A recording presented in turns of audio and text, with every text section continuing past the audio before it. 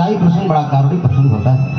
आप लोग जरूर माँ पार्वती जी की विदाई में उपस्थित रहेंगे और विवाह में सम्मिलित रहेंगे, क्योंकि बेटी का विदाई जुदाई का सूचक फाटक वह परिवार की छाती। जब बेटी की विदाई होती है तो पूरे परिवार की छाती फट जाती है प्रेमियों। पूरा गांव रोता है, वहां के डीह रोते हैं, सारे वृक्ष देवी देवता सब रोते हैं, कुल के देवी देवता सब। तो निवेदन करो, देवाधिदेव महादेव के मुख से राम नाम निकला। मां सती जी देख रही कि ऊपर से विमान जा रहा है। भोले बाबा से पूछती है, महाराज कि विमान कहाँ जा रहा है? कहे हमारे ससुराल जा रहा है, तुम्हारे पीहर जा रहा है, तुम्हारे मायके जा रहा है। क्यों? भाई अपमान है, तुम्हारे पिताजी यज्ञ करा रहे हैं, हमको निमंत्रण नहीं दिए हैं। अच्छा एक बात सुन लीजिए, पहले चिट्ठी जाती थी, अब मोबाइल जा रहा है। हेलो आना है, और पहले पत्रिका जाती थी। अच्छा मोबाइल से सब लोग को बात भी नहीं करने आता। जैसे मोटरसाइकिल चलाएंगे, किसी का फोन आएगा, बोलेंगे हेलो, जैसे बोलेंगे हेलो तब तक आएगी ट्रक, मारेगी धक्का, कहेगी चलो चलो। मोबाइल से सबको बात नहीं करने आता। निमंत्रण आमंत्रण में विशेष अंतर है। आमंत्रण का मतलब आपको ही आना है और निमंत्रण का मतलब औपचारिकता है, वायस है। तो भोलेनाथ ने बताया कि एक बार प्रयागराज में सभा लगी थी और उस प्रयागराज के सभा में मैं उपस्थित था। उसी बीच में हमारे ससुर दक्ष प्रजापति का आगमन हो गया। सभी लोग खड़े होकर के स्वागत किए, मैं स्वागत नहीं किया। मुझे किसी के मान सम्मान का कोई भान ही नहीं है। और इसी आक्षेप से बदला लेने के लिए यज्ञ करा रहे हैं और उसमें हमको निमंत्रण नहीं दिए। दामाद का मतलब पता है?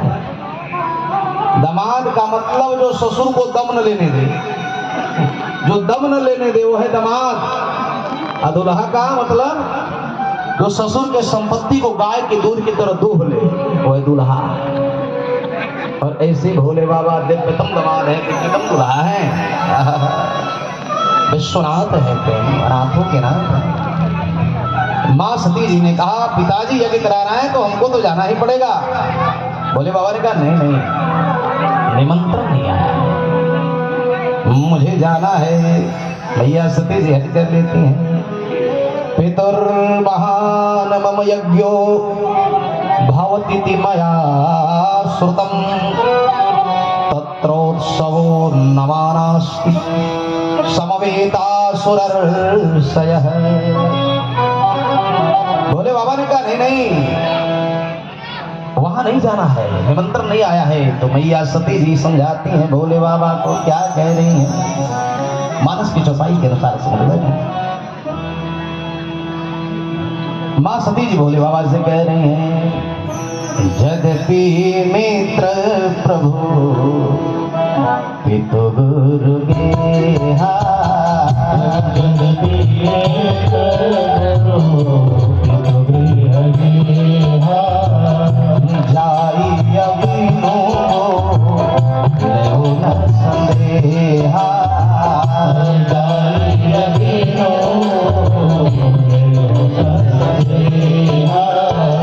माँ सती जी कह रही है, हे महाराज पिता के घर, गुरु के घर, भगवान के मंदिर में, भगवान के स्थान पे,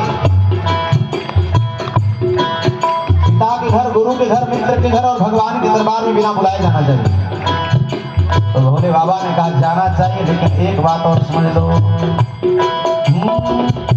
यद्यपि मित्र प्रभु पितु गुरु गेहा, यद्यपि मित्र प्रभु पितु गुरु गेहा। गुरु के घर, पिता के घर, मित्र के घर, भगवान के दरबार में बिना बुलाए जाना चाहिए, लेकिन याद रखो तदर विरोध मान जन कोई, तदर विरोध